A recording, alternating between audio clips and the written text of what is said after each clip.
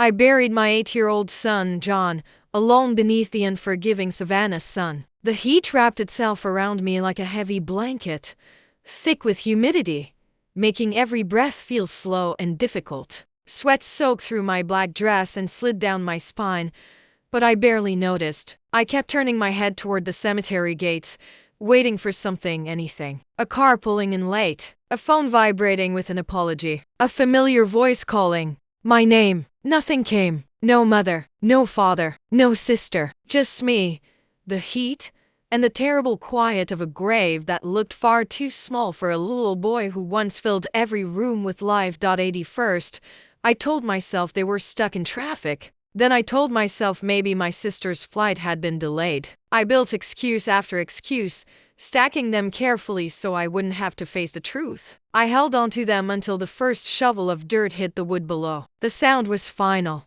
heavy, impossible to ignore. That was when my phone buzzed inside my purse. My heart jumped. I reached for it, convinced this was it, the message explaining everything. Instead, it was a notification from my mother. Not a text. A link. A Zillow listing. A massive 5-bedroom estate on the coast, bright and perfect, with the caption, "Fresh start."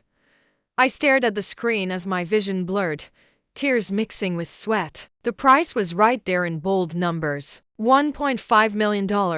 The exact total of my son's life insurance and trust fund combined. While I was standing at his grave, my family was not mourning. They were browsing houses. They were planning their future with money that came from my child's death. Before I tell you what I found hidden in my mother's text history that made me push my own grief aside to dismantle them piece by piece, know this moment matters, because it explains everything that followed. I drove home without speaking, the air conditioner in my old sedan blasting against my skin as it dried the sweat into a tight, uncomfortable chill. The back seat was packed with flower arrangements from the service. White lilies filled the car with a scent so thick and sweet it made my stomach twist. It smelled like a funeral home, like endings, like the world closing in on itself during a short drive that felt endless. When I unlocked my apartment door and stepped inside, the silence wasn't comforting. It was heavy. It pressed against my chest. I walked into the kitchen, dropped my keys onto the counter, and stared at the empty chair where my son used to eat breakfast. I waited for my body to give in. I waited for my knees to buckle, for sobs to tear out of me, for grief to pull me under. It never came. Instead, something cold and sharp settled inside me. A clear, steady calm that began low in my back and slowly spread upward, cooling the heat of the day and sharpening my thoughts until everything felt painfully clear. I opened my laptop. I needed answers. I logged into the florist's website, the one my mother used for every birthday, anniversary, and public display of care. I knew her password because I was always the one placing the orders she later took credit for. I found the funeral spray immediately. The date hit me harder than anything else. Ordered 14 days ago. They hadn't missed a funeral by accident. There was no emergency, no delay. They had planned not to be there. They had scheduled their absence with the same care someone schedules a cleaning or a haircut. I didn't scream. I didn't throw the laptop. I just sat there as the last fragile piece of hope inside me snapped clean in two. The small, childish hope that my mother loved me, that my father protected me, disappeared without drama. I opened a new tab and logged into my bank account. I pulled up the joint credit card I shared with my sister Destiny. I had added her 3 years earlier when she said she needed help building credit. I scrolled through the transactions. While I was choosing my son's casket, she spent $400 at a Sephora in Atlanta. While I was writing his eulogy, she dropped $200 at a sushi restaurant. I clicked one button. Remove authorized user. Confirmed. The card was dead.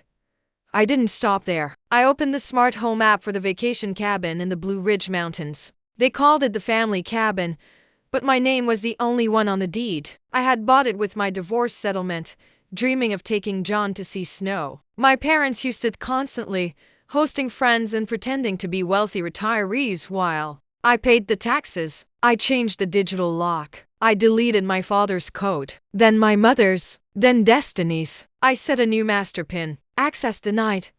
I kept going. Streaming services, online shopping accounts, shared cloud storage. One by one, I cut the digital threads they had wrapped around my life. As I worked, I remembered what my mother had said just a week earlier when I told her I was overwhelmed planning the service. She had looked at my drafting table covered in botanical illustrations and smiled that false, gentle smile. She told me I wasn't equipped for the real world, that I played with coloring books while adults handled serious matters. Coloring books. That was her name for my career. The same career that paid her mortgage when she forgot to send the check. When I finished, every account was locked, every card canceled, every door closed. They thought I was weak. They thought grief had softened me into something easy to shape and control. They didn't understand that grief doesn't always destroy you. Sometimes it strips you down to what matters and leaves you unbreakable. I closed the laptop.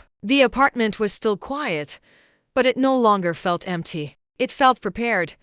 I stayed seated in the dim kitchen, the blue glow of the screen fading as my thoughts drifted backward through my life with them. I needed to understand why I had let this go on for so long, why I had paid their bills, cleaned up their messes, and swallowed their words for 32 years. I opened a spreadsheet hidden deep on my hard drive. I called it the ledger. It began 4 years earlier, right after my father retired early because he deserved rest. The first line read $96,000. That was what I had paid toward their second mortgage. $2,000 every month without fail.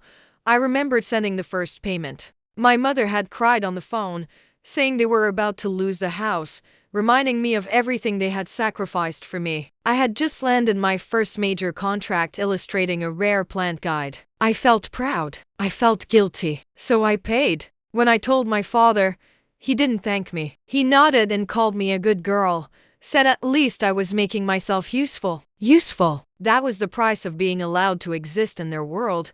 I scrolled down the list. The influencer trip. Destiny's birthday getaway to Tulum so she could build her brand. She couldn't afford the flight. My mother told me not to be selfish. I paid. Destiny posted dozens of photos. I wasn't mentioned once. Further down, the car accident. Destiny totaled her BMW while texting. My father panicked about his credit score. I paid the deductible. It wasn't just the money. It was the training. They starved me of affection until I felt invisible. Then, just as I was ready to walk away, they gave me something small. A compliment. A quick hug. A message saying they were thinking of me. I clung to those scraps, convincing myself that if I just tried harder, if I just gave more, it would last. I would tell myself, see, they do love me. If I just try harder, if I just give a little more, it will stay like this. Psychologists call it intermittent reversion. It's the most powerful way to condition a behavior. It's how you train a rat to push a lever until it dies of exhaustion. You don't give it a pellet every time. You give it a pellet randomly. The unpredictability keeps the hope alive, keeps you addicted to the possibility of love. But looking at the ledger now, seeing the cold, hard numbers, the addiction broke. My eyes landed on the most recent entry. 2 days after John died, a package had arrived at me door. My mother had texted me, sent you something to help. Love you. I had opened it with shaking hands, thinking maybe it was a photo album or a blanket or something to comfort me. It was a box. Inside was a stack of envelopes, past due notices, credit card bills, a foreclosure warning for the beach house, all addressed to Destiny or my parents, and on top a yellow sticky note in my mother's handwriting. Do the right thing, Sarah. Family helps family. That was their condolence gift. A bill. They didn't see a grieving mother. They saw an inheritance. They saw a payout. I closed the spreadsheet. The shame I had felt for years. The shame of not being enough. Of not being like Destiny evaporated. It wasn't shame anymore. It was fuel. I had spent my life building them a safety net, stitching it together with my own money and self-worth. Now I was going to cut the ropes and watch him fall. The banging on the door started at 2 o'clock in the afternoon. It wasn't a polite knock. It was the heavy entitled pounding of people who Bellavetti owned the building. I checked the people. Andrew and Amber, my parents, I unlocked the deadbolt. I didn't have a time to say hello before my father pushed past me. The heat of the 7.5 turned on, following him in like a wave. He didn't look at me. He walked straight to the kitchen, opened the refrigerator, and started pulling things out. Expired, he muttered, tossing a carton of milk into the trash. Wilted, he said, throwing away a bag of spinach. He was performing a wellness check, but it felt like a raid. He was building a case. He can't even buy groceries. She can't function. My mother stood in the hallway staring at the walls. I had hung me latest series. There, intricate large-scale watercolors of decaying magnolia. It's so dark in here, Sarah, she said, her voice trembling with a rehearsed fragility. And these drawings, they're obsessive. It's not healthy. You're spiraling. I leaned against the doorframe, crossing my arms. What do I want? We want to save you, she said, turning to me with wide eyes. Westbeck to a specialist. He agrees. You're displaying signs of a psychotic break. The isolation, the aggression, cutting off your sister. She reached into her designer handbag and pulled out a thick document clipped with a blue backing. She placed it on the coffee table. It's a voluntary conservatorship, she said, just for the financial side. Just until Lilar's stable again. We'll manage John's trust. We'll make sure the bills get paid. You don't have to worry about a thing. I looked at the papers. They wanted control, not just of the money, but of me. And if I don't sign, I sked me voice flat. Andrew slammed the fridge door shut. Then we call the authorities, he said, wiping his hands on his pants. We file for an involuntary 5150 hold. We tell them you're a danger to yourself. We have the neighbor statements. We have the emails you sent Destiny. I froze. I hadn't sent Destiny any emails. They were forging evidence. I looked at my mother. She wasn't wringing her hands anymore. She was watching me with a terrifying serenity. This is what psychologists call the savior gaslight. It's a specific form of narcissism where the abuser convinces themselves they are the martyr. They didn't see themselves as thieves stealing a dead child's insurance money. In their minds, they are the heroic parents stepping in to rescue their broken daughter from her own wealth. They have to believe I'm crazy because if I'm sane, then they're just monsters. And their egos can't handle that reality. We just want what's best for you, Amber whispered. Do the right thing, Sarah. Sign the papers. Don't make us have you committed. I walked to the window. Outside, parked in the fire lane, was Destiny's white Range Rover. She wasn't coming inside. She was sitting in the driver's seat, her phone mounted on the dashboard, the ring light reflecting in her sunglasses. She was lifting. I could practically see the caption intervention D. Pray for my family. Mental health awareness. She was monetizing my breakdown in real time. She was building the public narrative that I was unhinged so that when they took the money, the world would applaud them for stepping up. They had it all planned. The legal threat, the social proof, the emotional blackmail. They had trapped me in a corner where my only options were to hand over the money voluntarily or be dragged away in a straitjacket while they took it anyway. I turned back to them. I needed them to leave before it did something that would actually prove them right. I need to think, I said. You have 24 hours, Andrew said. Tomorrow at noon, or we call the police. They left the papers on the table. As they walked out, my mother paused and touched my cheek. Her hand was cold. We love you, Sarah, she said. We're doing this because we love you.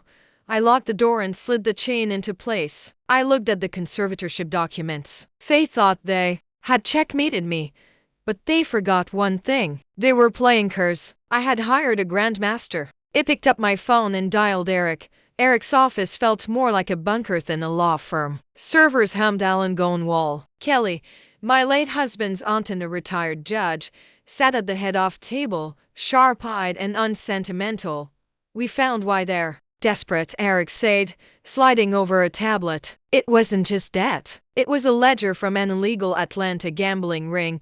Destiny's name was everywhere. She owes $400,000, Eric said flatly. Your parents co-signed. These aren't banks. These are loany sharks. They have 48 hours or it gets violent. Everything suddenly made sense. The panic, the threats, the sudden concern for me. They didn't want to save me. They wanted my son's trust fund. And they're ready to destroy you to get it, Kelly added. She opened a folder. They prepared court filings claiming you're suicidal. Fake emails, affidavit. I pulled out my phone.